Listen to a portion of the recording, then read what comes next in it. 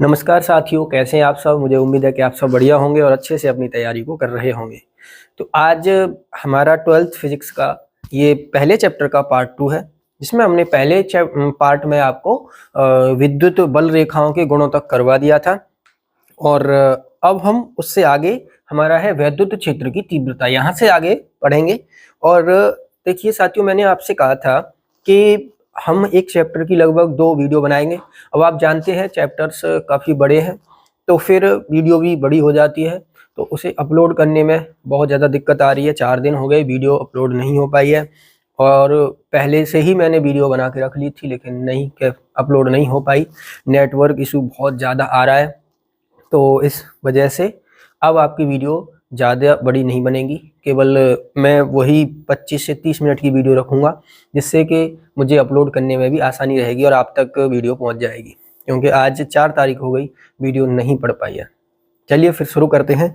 तो आज का हमारा जो टॉपिक है वो है विद्युत क्षेत्र की तीव्रता। तो इससे पहले मैंने आपको विद्युत क्षेत्र बता दिया था, लेकिन आज हम पढ़ेंगे विद्युत क्षेत्र की तीव्रता क्या होती है। तो देखिए, ध्यान से समझना। देखिए, मैंने आपको बताया था विद्युत क्षेत्र क्या होता है कि किसी आवेश के चारों ओर का वह क्षेत्र जिसमें उसके बल का अनुभव किया जा सके। तो तीव्रता, मान लीजिए इस आवेश के चारों ओर का, मान लीजिए यह क्षेत्र है जहां तक यह अपना प्रभाव दिखा सकता है। अब आप जानते हैं यह जो आवेश है, इससे मान लीजिए r दूरी पर विद्युत क्षेत्र अलग होगा। अब मैं r से थोड़ा कम हो जाऊंगा यहाँ पे, तो विद्युत क्षेत्र ज्यादा हो जाएगा, क्योंकि उसकी पावर यानी उसकी जो तीव्रता है वो ज्यादा हो जाएगी। जैसे जैसे आवेश के पास आते जाएंगे वैसे वैसे उसकी तीव्रता बढ़ती जाएगी। तो जो विद्युत क्षेत्र की तीव्रता है वह यही है।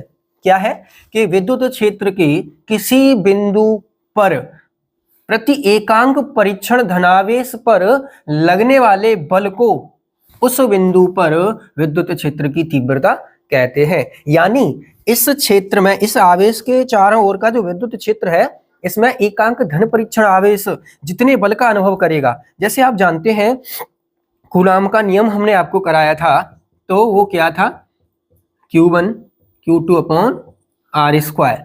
यानी आप जानते हैं कि जो बल होता है वह आवेश के अनुक्रमानुपाती होता है, तो और दूरी के व्युत्क्रमानुपाती होता है। तो जैसे जैसे हम परीक्षण आवेश को इस आवेश के पास लेके आएंगे, वैसे वैसे उस बल का मान बढ़ता जाएगा, और बल का मान बढ़ेगा तो विद्युत क्षेत्र की तीव्रता भी बढ़ जाएगी। तो यहां से हमने यहाँ फॉर्मूला भी लिख दिया है कि यह जो, मान लीजिए जो परीक्षण आवेश हम लेके आ रहे हैं, वो जितने बल का अनुभव करेगा, उस बल का, वह बल और उस आवेश का, परीक्षण आवेश का जो अनुपात है, वही उस बिंदु पर विद्युत क्षेत्र की तीव्रता के बराबर हो जाएगा। तो ये आपको समझ में आ गया होगा। इसका जो मात्रक है बल, बल का मात्रक होता है न्यूटन, और आवेश, आवेश का मात्रक होता है कूलाम, इसलिए इसका मात्रक क्या है, न्यूटन बटे कूलाम।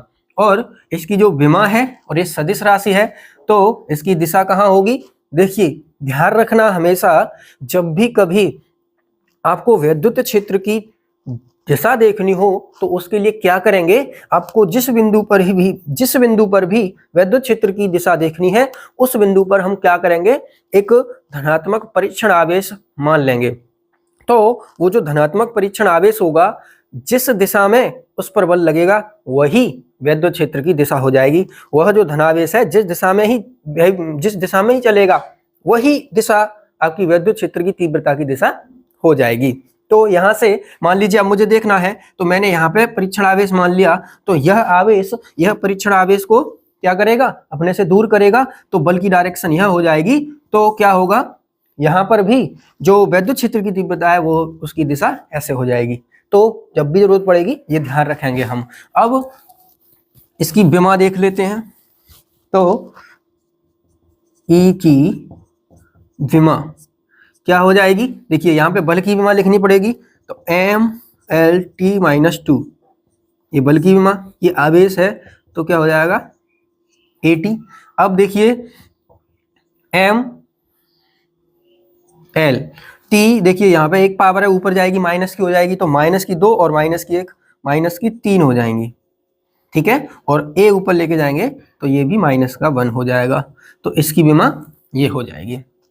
ठीक है, तो यहां से देखिए एक चीज मैं आपको और बता दूं, 1 नंबर में बहुत बार ये पूछा गया है कि जो देखिए वैद्युत क्षेत्र का मात्रक लिख देता है, 1 नंबर में पूछा जाता है निम्नलिखित में से वैद्युत क्षेत्र का मात्रक नहीं है, ऐसे करके पूछता है।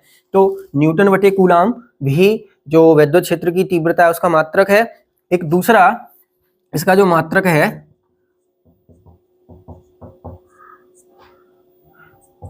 देखिए, एक फॉर्मूला होता है जो हम अगले चैप्टर में पढ़ेंगे, dV/dr, विभव प्रवणता और विद्युत क्षेत्र की तीव्रता में संबंध। यह हम आगे जो विद्युत विभव वाला चैप्टर है उसमें पढ़ेंगे। ठीक है, तो यहां से V यानी विभव का मात्रक क्या होता है, वोल्ट, उसको भी आगे ही पढ़ेंगे, लेकिन मैं यहाँ पे बता देता हूं। और ये क्या है, दूरी है, दूरी का मात्रक होता है मीटर। तो इसका जो दूसरा मात्रक है वोल्ट प्रति मीटर भी होता है, जो आगे आपको जरूरत पड़ेगी। ठीक है, अब ध्यान रखना है इसको। तो यहाँ पे विद्युत क्षेत्र की तीव्रता आपको समझ में आ गई होगी। अब हम आगे करते हैं कि r दूरी पे विद्युत क्षेत्र की तीव्रता का क्या फॉर्मूला होता है। तो चलिए अब हम देखते हैं कि r दूरी पे बिंदु आवेश के कारण जो विद्युत क्षेत्र की तीव्रता होगी उसका फॉर्मूला क्या होगा। तो सबसे पहले क्या करेंगे, सबसे पहले हम एक यहाँ पर बिंदु आवेश मान लेते हैं। ये एक बिंदु आवेश है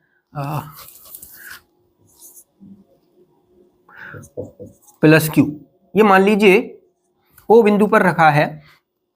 इससे r दूरी पर बिंदु P पर हमें विद्युत क्षेत्र की तीव्रता ज्ञात करनी है। तो सबसे पहले क्या लिखेंगे, माना बिंदु O पर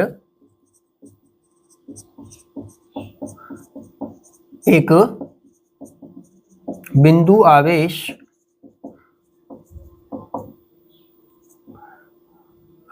वायु या निर्वात में रखा है, वायु या निर्वात में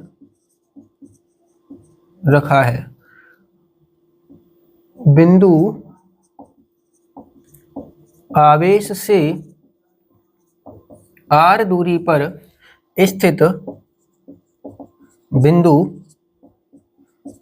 P पर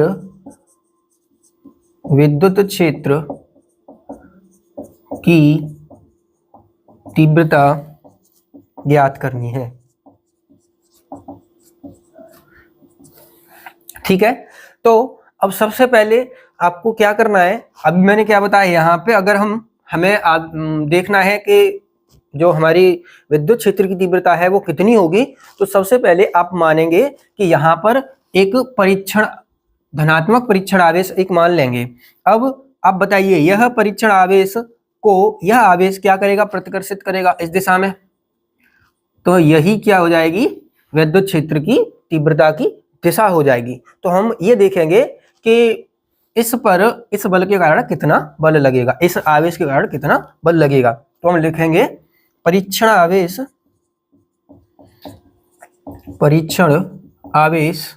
Q0 पर प्लस Q आवेश के कारण बल।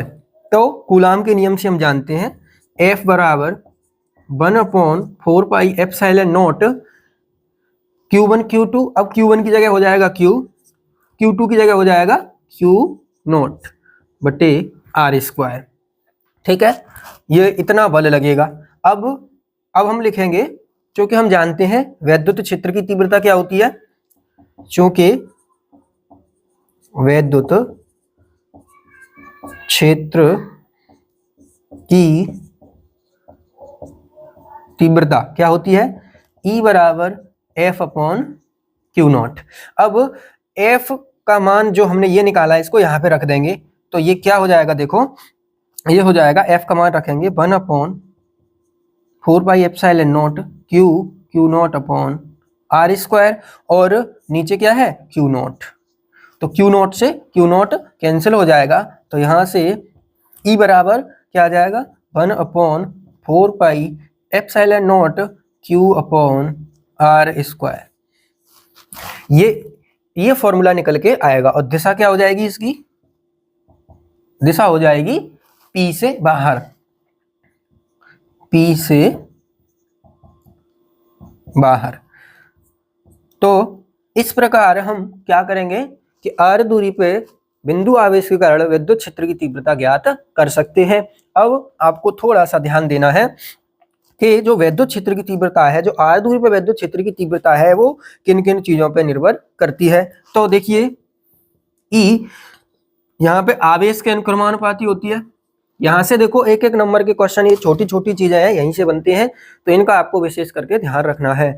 तो देखिए यदि जो हमारा आवेश है उसका मान यदि ज्यादा होगा तो फिर जो विद्युत क्षेत्र की तीव्रता है वह भी ज्यादा होगी, उसका मान भी ज्यादा होगा। दूसरा, E दूरी के वर्ग के व्युत्क्रमानुपाती होती है, यानी आवेश से जैसे जैसे दूर जाते जाएंगे वैसे वैसे विद्युत क्षेत्र की तीव्रता का मान भी कम होता जाएगा। तो ये चीजें आपको ध्यान रखनी है बस, और तो इसका यूज करके आगे डेरिवेशंस करेंगे हम। तो चलिए, मुझे उम्मीद है कि आपको समझ में आ गया होगा। तो चलिए अब हम देखते हैं कि विद्युत द्विध्रुव क्या होता है। तो विद्युत द्विध्रुव यानी इलेक्ट्रिक डाइपोल क्या होता है कि यदि हम क्या करें, विपरीत प्रकृति और परिमाण में समान ऐसे दो आवेश लें जिनके परिमाण तो समान हो और जो उनकी प्रकृति है, प्रकृति मतलब कि ऋणात्मक है या धनात्मक, से प्रकृति कहते हैं, तो परिमाण में समान ले लें और प्रकृति उनकी विपरीत ले लें, उन दोनों को एक दूसरे से बिल्कुल अल्प दूरी पर रख लें, तो यह जो पूरा जो निकाय है इसी को हम विद्युत द्विध्रुव कहते हैं। यानी क्या लिखा है, यदि परिमाण में समान परंतु विपरीत प्रकृति के दो आवेशों या आवेशित कण हो सकते हैं को अत्यंत अल्प दूरी पर स्थित हों तो आवेशों के इस युग्म को विद्युत द्विध्रुव कहते हैं। जैसे आपका HCl होता है, H2O होता है। देखिए वैसे तो अत्यंत सूक्ष्म, जैसे यहाँ पर भी हम लिखते हैं कि ऐसे दिखाते हैं आपको -Q और +Q, ये इतनी दूरी पर हम दिखा देते हैं, लेकिन यहाँ पर आपको ये केवल समझाने के लिए बताया जाता है। इनको ऐसे दूर रखकर मतलब नहीं किया जा सकता, नहीं रखा जा सकता, बहुत सूक्ष्म होते हैं। जैसे H2 है, HCl है, इसमें एक जो कण होता है वो नेगेटिव होता है, एक पॉजिटिव होता है, और ये पूरा जो निकाय है, जो व्यवस्था है, इसी को हम क्या कह देते हैं, विद्युत द्विध्रुव कह लेते हैं, यानी इलेक्ट्रिक डाइपोल कह देते हैं। तो ये इसके उदाहरण हैं HCl, H2O। यहाँ पर विद्युत द्विध्रुव आघूर्ण ये क्या होता है, देखिए क्या है, हमने अभी क्या कहा था कि प्रकृति में तो विपरीत हो लेकिन परिमाण समान हो, उनको अल्प दूरी पर रख लें। तो मान लीजिए हमने यहाँ पे ऐसा किया कि एक ऋणात्मक आवेश ले लिया, एक धनात्मक, दोनों का परिमाण समान है यानी Q है, परिमाण दोनों का समान है, तो इन दोनों को हमने ये मान लिया है कि अल्प दूरी पर रखे हैं। मान लीजिए ये इसका सेंटर पॉइंट है, तो यहाँ से यहाँ तक की दूरी को हमने L ले लिया और यहाँ से यहाँ तक को L ले लिया, यानी टोटल जो डिस्टेंस है वो 2L के इक्वल है। देखो यहाँ पर 2L हम क्यों लेते हैं, ये भी केवल हम जब इससे न्यूमेरिकल करते हैं तो वहाँ पे कैलकुलेशन को आसान करने के लिए हम ये क्या करते हैं, 2L ले लेते हैं। बाकी आप कुछ भी ले सकते हैं क्योंकि इससे आसान होता है न्यूमेरिकल सॉल्व करना आगे के लिए, इसलिए हम इसको 2L लेते हैं। तो हमने क्या बोला है कि क्या करेंगे, किसी एक आवेश का परिमाण, और इसे P से व्यक्त करते हैं क्योंकि इसको पोल है ना, डाइपोल, इसे P से व्यक्त करते हैं। तो क्या हो जाएगा, ये हमने लिखा है यहाँ पे कि किसी एक आवेश का परिमाण, यानी प्रकृति नहीं ले ली, तो दोनों के परिमाण तो एक ही है, तो Q ले लिया, और दोनों के बीच की दूरी हमने 2L लिया, आप 2A ले सकते हैं, कुछ भी ले सकते हैं। तो ये हो गया आपका फॉर्मूला, यानी P बराबर 2L × Q या 2QL। मात्रक क्या हो जाएगा, देखिए ये मात्रक हो जाएगा आपका आवेश का कूलाम, और दूरी का क्या होगा, मीटर, या इसका एक और मात्रक होता है डेबाई। डेबाई इसका एक और मात्रक है, वैसे तो कभी पूछा नहीं जाता है, लेकिन चलिए अब लिख लीजिए। तो इसका वैल्यू भी मैं लिख दूं, 1 डेवाई बराबर होता है 3.3 इंटू 10⁻⁻30, ठीक है, कूलाम मीटर। ये तो इसकी जो दिशा होती है ये भी ध्यान रखना है, इसकी दिशा माइनस से प्लस की ओर होती है, ठीक है। इसकी दिशा माइनस क्यू आवेश से प्लस क्यू आवेश की ओर होती है, ठीक है। और यह कैसी राशि है, एक सदिश राशि है। और इसकी विमा, चलो विमा नहीं लिखी, लिख देते हैं। तो इसकी विमा क्या हो जाएगी, इसकी विमा क्या हो जाएगी, मात्रक से हमेशा विमा निकालते हैं। तो आवेश की विमा क्या होती है, AT, और मीटर की क्या होती है, L। तो इसको कैसे लिख सकते हैं, LTA, ये इसकी विमा है। तो यहाँ पर सारी चीजें आपको समझ में आ गई होंगी। अब हम करते हैं कि द्विध्रुव के अच्छी स्थिति पर वैद्युत क्षेत्र और निरक्षी पर वैद्युत क्षेत्र की तीव्रता का व्यंजक आपके एग्जाम के लिए बहुत इंपॉर्टेंट है। पहले कई बार आपके एग्जाम में पूछा गया है, तो उसको हम सॉल्व करते हैं। तो चलिए अब हम देखते हैं कि द्विध्रुव के कारण अच्छी स्थिति पर वैद्युत क्षेत्र की तीव्रता का व्यंजक क्या होता है, सूत्र क्या होता है। तो देखिए यहाँ पे हमने क्या किया है, दो बिंदु आवेश माइनस क्यू और प्लस क्यू से मिलकर एक वैद्युत द्विध्रुव बना है, जो हमने ले लिया AB। ये AB एक वैद्युत द्विध्रुव है जो कि माइनस क्यू और प्लस क्यू आवेश से मिलकर बना है, और जिसके बीच की दूरी, जो आवेश है उनके बीच की दूरी 2L है। तो यहाँ से यहाँ तक L और यहाँ से यहाँ तक L हो जाएगी, और मध्य बिंदु क्या है, इसका O है। इसके अच्छी स्थिति पे वैद्युत क्षेत्र की तीव्रता हमें बतानी है। तो अच्छी स्थिति पे जो वैद्युत क्षेत्र की तीव्रता होती है, पहले तो अच्छी स्थिति क्या होती है, देखिए अगर हम ये जो दोनों आवेश हैं इनको मिलाने वाली जो रेखा है, इस रेखा को ही हम इधर बढ़ा दें या तो इधर बढ़ा दें, तो यह इसकी अच्छी स्थिति ही कहलाएगी। और अगर हम इस मध्य बिंदु से लंबवत ऊपर या तो नीचे एक रेखा खींच दें, तो वो बोली जाएगी निरक्षी स्थिति बोली जाएगी। तो अभी हमें अच्छी स्थिति पर निकालना है, तो अच्छी का निकालेंगे। तो देखिए यहां से मान लीजिए यहां मध्य बिंदु O से R दूरी पर एक बिंदु स्थित है P। इस P बिंदु पर हमें वैद्युत क्षेत्र की तीव्रता ज्ञात करनी है। तो मध्य बिंदु O से कितनी दूरी पर है, R दूरी पर यह P बिंदु स्थित है, जिस पर हमें वैद्युत क्षेत्र की तीव्रता बतानी है। तो देखिए पहले हम क्या करेंगे, इस P बिंदु पर माइनस Q आवेश के कारण वैद्युत क्षेत्र देखेंगे, और इस प्लस Q आवेश के कारण वैद्युत क्षेत्र देखेंगे, और फिर उनका परिणामी निकालेंगे। तो देखिए सबसे पहले हम लिखते हैं कि बिंदु P पर माइनस Q आवेश के कारण विद्युत क्षेत्र, तो माइनस Q आवेश के कारण विद्युत क्षेत्र देखेंगे। तो देखिए कितना होगा। अब अभी मैंने आपसे क्या बोला था कि जिस बिंदु पर वैद्युत क्षेत्र निकालना होगा वहां पे हम एक परीक्षण आवेश मान लेंगे। हमने यहाँ पर एक धनात्मक परीक्षण आवेश मान लिया। अब आप बताइए ये माइनस Q आवेश इस परीक्षण आवेश को अपनी तरफ आकर्षित करेगा या अपने से दूर करेगा, क्योंकि ये धनात्मक आवेश है, ये ऋणात्मक है, तो ये अपनी ओर इसको खींचेगा। तो वैद्युत क्षेत्र की जो डायरेक्शन हो जाएगी इस माइनस Q आवेश के कारण, वो क्या हो जाएगी, P से A की ओर हो जाएगी या P B की ओर हो जाएगी, ठीक है। तो यहाँ से ये जो है इसको मैं बोल देता हूँ माइनस Q आवेश के कारण है, तो PE, ये जो E माइनस मैंने ऐसे लगा दिया है, या आप E1 भी लगा सकते हैं। अगर मैं प्लस Q आवेश के कारण देखूं तो क्या होगा, पहले यहाँ पे लिख देते हैं कितनी होगी, E माइनस बराबर, अभी R दूरी पे विद्युत क्षेत्र की तीव्रता का फॉर्मूला क्या निकाला था, E बराबर 1/4 pi epsilon not Q upon R square. तो यहाँ से क्या हो जाएगा, 1/4 pi epsilon not Q upon R square. तो R स्क्वायर यानी यहाँ से यहाँ तक की दूरी।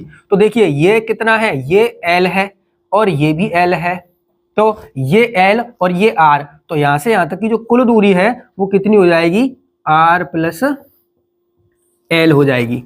ठीक है, और यहां से यहां तक की अगर निकालेंगे प्लस आवेश से, इस प्लस क्यू आवेश से, तो देखिए यहां से यहां तक की R है और यहां से यहां तक की L है, हमें ये निकालनी है। तो टोटल में से इतनी घटा देंगे तो ये आ जाएगी, यानी हो जाएगी R माइनस L, ये इतना हो जाएगा। तो क्या हो जाएगा, R प्लस L का स्क्वायर। एक चीज का ध्यान रखना है, यहाँ पे माइनस साइन नहीं लेना, क्योंकि विद्युत क्षेत्र की तीव्रता एक सदिश राशि है, इसको हम क्या करेंगे, दिशाओं के अनुसार लेंगे। तो हमने दिशा लिख दिया, इसलिए हमें चिन्ह लगाने की जरूरत नहीं है। ये हो गया। अब दिशा क्या हो जाएगी, पी बी, यानी दिशा हो जाएगी, इसको आप मान लीजिए समीकरण 1, और दिशा हो जाएगी पी बी, या पी से बी की ओर, ये हो जाएगी दिशा। ठीक है, अब हम लिखेंगे बिंदु P पर माइनस क्यू प्लस क्यू आवेश के कारण विद्युत क्षेत्र। अब कितना होगा विद्युत क्षेत्र, तो देखिए अभी यहां पर देखिए परीक्षण आवेश रखा है, क्योंकि ये धनावेश है, तो धनावेश को क्या करेगा, प्रतिकर्षित करेगा। तो दिशा हो जाएगी ये वाली, और इसको हम बोलेंगे E प्लस।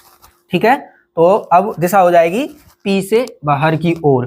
तो यहां से फॉर्मूला वही लगेगा, यहां लिख देंगे E प्लस बराबर 1/4 pi epsilon not Q upon, अब इस प्लस आवेश से इसकी दूरी कितनी है, R माइनस L, तो ये हो जाएगा R माइनस L का स्क्वायर, समीकरण 2, और दिशा क्या हो जाएगी, P से बाहर की ओर, P से बाहर हो जाएगा।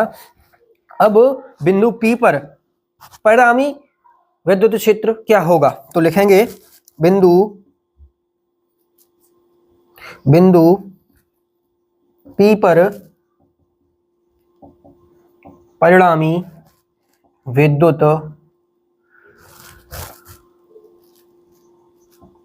क्षेत्र कितना हो जाएगा।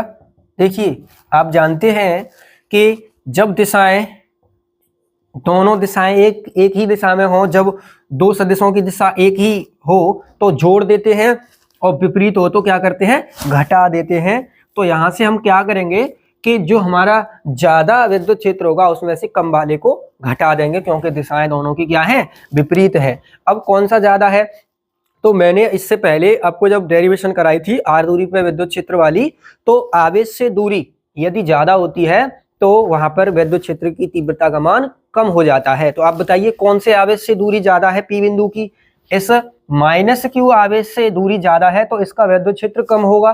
तो यानी जो प्लस वाला हमारा जो आवेश है, इसके कारण जो विद्युत क्षेत्र होगा उसका मान ज्यादा होगा, यानी E प्लस वाले में से E माइनस वाला घटा देंगे।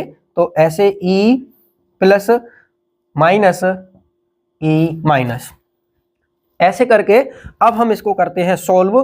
तो दोनों की मान रखेंगे, तो E बराबर, E प्लस का मान हमने ये निकाला है, तो 1/4 pi epsilon not Q upon R minus L का स्क्वायर हो जाएगा, और minus 1/4 pi epsilon not Q upon R minus L का स्क्वायर, ये हो जाएगा। और अब क्या करेंगे, अब इसको हम बस सॉल्व करना है और हमारा आंसर आ जाएगा। तो यहाँ से देखिए ये जो आप देख रहे हैं ये हमें दोनों जगह मिल रहा है, तो आप कॉमन कर सकते हो। तो यहाँ से 1/4 pi epsilon not into Q common ले लेंगे, तो अंदर बचेगा 1/R माइनस L का square minus 1/R plus L का स्क्वायर। तो यहाँ से क्या हो जाएगा, अच्छा दोनों ही माइनस कर दिए हमने, तो ये आपका प्लस होगा ना। ठीक है, तो यहाँ से अब क्या करेंगे कि सॉल्व करेंगे इसको आगे, 1/4 pi epsilon not into Q, और ये यहाँ पे आ जाएगा, यहाँ आ जाएगा, तो ये हो जाएगा R प्लस L का square minus R minus L का स्क्वायर, और बटे में हो जाएगा R माइनस L का स्क्वायर और R प्लस L का स्क्वायर। तो कुछ भी नहीं है, अब तो हमने क्या किया है, केवल इसकी कैलकुलेशन करी है। देखिए यहाँ पर अब हम क्या करेंगे, इसको आगे सॉल्व करेंगे तो थोड़ा सा ध्यान देना है। यहाँ से देखिए ये क्या है, A square plus B square plus 2ab, यानी, और यहाँ पे क्या है, देखिए यहाँ पे आप जानते हैं कि यहाँ पे क्या होगा, जो ए माइनस बी का होल स्क्वायर होता है उसमें 2ab पॉजिटिव होता है, नेगेटिव होता है, बाकी के पॉजिटिव होते हैं, ए स्क्वायर और बी स्क्वायर। माइनस का गुणा करेंगे तो क्या होगा, ए स्क्वायर और बी स्क्वायर हो जाएंगे माइनस के, और जो 2ab होता है वो हो जाएगा प्लस का। तो यहाँ से वो दोनों कैंसिल हो जाएंगे। अब मैं इसको थोड़ा सा, आप ध्यान रखना है इसका। देखिए जब भी आपके पास ऐसा आ जाए a प्लस बी का स्क्वायर और यहाँ पे माइनस a माइनस बी का स्क्वायर, तो ये क्या हो जाएगा, 4ab के बराबर होगा। तो यहाँ से क्या हो जाएगा, 1/4 पाई एप्सिलॉन नॉट q, और ये क्या हो जाएगा, ये हो जाएगा आपका 4rl, ठीक है। और नीचे देखो ध्यान रखना, यहाँ पे लिख दूं, एक फॉर्मूला होता है A square minus B square, इसे हम लिखते हैं ए प्लस बी और ए माइनस बी। तो आप जानते हैं यहाँ पे जो फॉर्मूला होता है वो हमारा, जैसे ए पहले का स्क्वायर माइनस दूसरे का स्क्वायर, तो हम क्या करते हैं, इसी को एक बार जोड़ देते हैं और इसी को एक बार घटा देते हैं। यानी यहाँ पर ए पर और बी पर दो दो पावर थी, तो यहाँ पे कितनी कितनी पावर आई, एक एक पावर आई। अब यहाँ पर देखिए, यहाँ कोष्टकों पे दो दो पावर है, तो अब ए पर और बी पर कितनी पावर हो जाएंगी, चार चार हो जाएंगी, क्योंकि यहाँ एक होती है तो यहाँ दो होती है, यहाँ दो होगी तो यहाँ पे चार हो जाएगी। तो ये हो जाएगा r की पावर 4 माइनस l की पावर 4। ये समझ गए। अच्छा, अब यहाँ से अब हम क्या करते हैं, 1/4 पाई एप्सिलॉन नॉट। अब देखिए इसको मैं ऐसे लिखता हूं 2, देखिए ये 4 है ना, तो इसको मैं 2l इंटू क्यू इंटू 2 लिख सकता हूं। यानी मैंने 4 को 2 इंटू 2 लिख लिया, ठीक है, और यहाँ पे r और है, तो ऐसे r आ गई, और ये l ऐसे लिख ली यहाँ पे, और q यहाँ पे है ये। यानी मुझे, क्योंकि मुझे पता है p बराबर क्या होता है, 2l इंटू क्यू, तो यहाँ पे क्या है, इस 4 में से 2 निकाल लिया, और q है और l है और r को अलग लिख लिया, ठीक है। और यहाँ से इसको हम बोल देंगे p।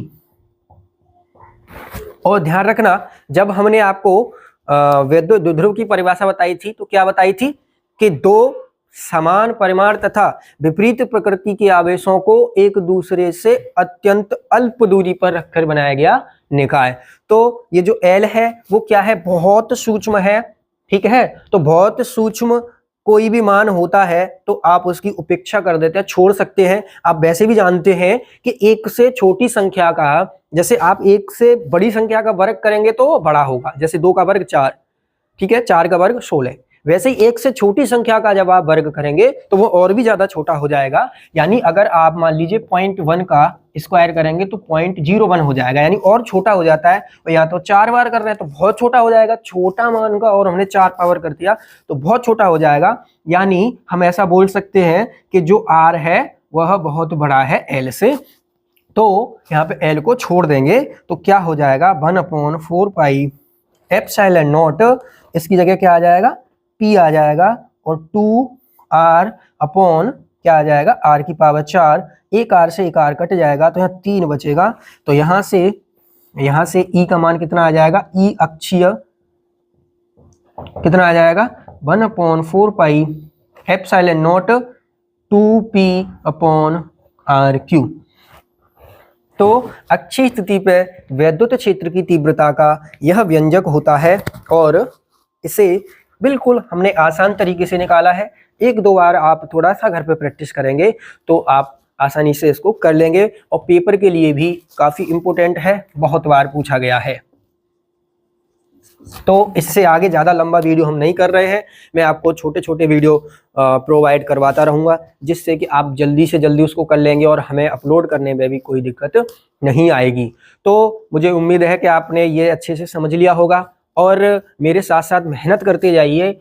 अगर अच्छा रिजल्ट लेके आना है तो मेहनत तो फिर आपको करनी ही पड़ेगी। और ध्यान रखना, मेरा यहाँ पे टारगेट ये है कि आप क्वेश्चन को पेपर में कैसे करें और आसान से आसान भाषा में उसको कैसे अभी मैं आपको समझा सकता हूं जिससे कि आप लिख दें। मैं ज़्यादा डिटेल में उस पर चर्चा नहीं कर रहा हूं क्योंकि अभी हमारे पास इतना समय नहीं है। चलिए अब आप अपनी अच्छे से पढ़ाई करते रहिए, फिजिक्स के लिए कोई डरने की ज़रूरत नहीं है, मैं हूँ। चलिए फिर मिलते हैं अगली वीडियो में। जय हिंद, वंदे मातरम, राधे राधे।